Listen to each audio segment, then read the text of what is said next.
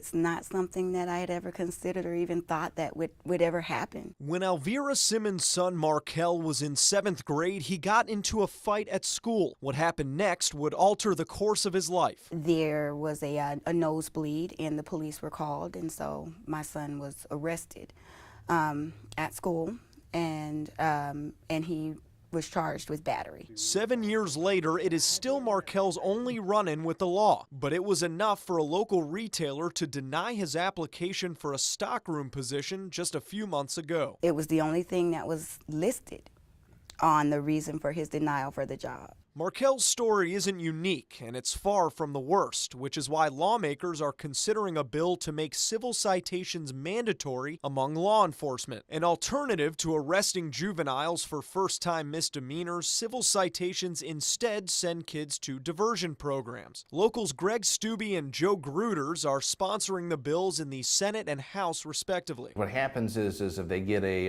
arrest record tied to them as a person, it could be detrimental to them getting a job later on, getting into the military. And really what it's trying to do is it's trying to give some of these nonviolent youthful offenders a second chance. The bill outlines 11 to 12 misdemeanor offenses like theft, possession of drugs or alcohol, common mistakes for a teenager. Just in the past year, 10,000 were arrested and ended up with criminal records that they would not otherwise have if they were given civil citations. Local pastor Patrick Miller is lobbying for the bill with the nonprofit Sarasota United for Responsibility and Equity. Civil citations would be recorded by the Department of Juvenile Justice separate from criminal charges that go onto a public record, and each kid is only allowed 3. It's not that teen court isn't a good program. It's a great program, but it's just not reaching the masses, and every county doesn't have a teen court. Why don't y'all please stand, raise your right hand. Sarasota County Teen Court has served over 11,000 juveniles in 28 years. During that time, officers could make direct referrals to teen court, like Katie McBrayer, a Booker High graduate who had a life-altering run-in with a doctor through the program. The doctor was like, "I know you."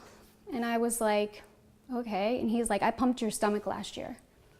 And that was something I had blocked from my memory. McBrayer worries the bill's 3-strike policy will not give future juveniles the same opportunity she had to keep a clean record. There's a lot of kids and there's a lot of adults that I know that 3 strikes would have been too many, and it would have affected them for the rest of their lives. Law enforcement across Sarasota and Manatee County started adopting civil citations as far back as 2014. And while arrests have gone down, teen court referrals have also dropped. Sarasota County teen court leaders like Stephen Campagna worry officers are choosing warnings over the paperwork of a civil citation. These officers don't want to be off the streets, off their patrol for however long it takes to fill out, the hours that it takes to fill out all that documentation.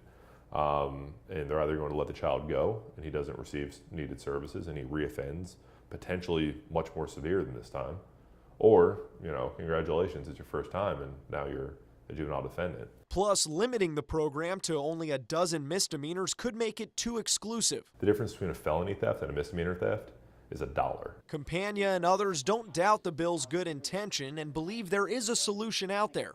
We may just need more time to find it.